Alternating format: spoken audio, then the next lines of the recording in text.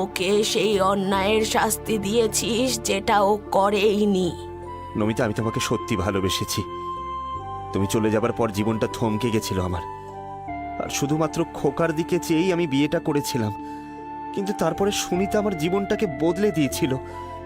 সুনিতা শুধু ভালো স্ত্রী নয়, ও একজন ভালো মাও। হ্যাঁ নমিতা, তো ওর খোকা ওর কাছে খুব ভালো থাকবে। বেশ, ঠিক আছে, আমি আর কখনো এখানে আসবো না, আর কোনো ক্ষতি করব না। কিন্তু যদি কখনো আমার খোকার প্রতি বিন্দু মাত্র অবজ্ঞা অবহেলা হয়, তবে আমি আবার আসবো, আবার ফিরে আসবো। এবারে বাড়ি চলো মুকুল, এতক্ষণে নিশ্চয়ই তোমার সন্তান পৃথিবীতে এসে পড়েছে।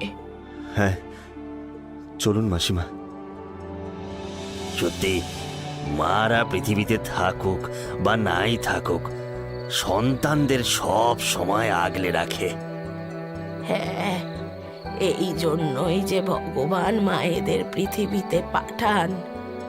এদিকে বৃষ্টিও থেমে গেছে, এবার আমি রওনা দিই, চলি রে।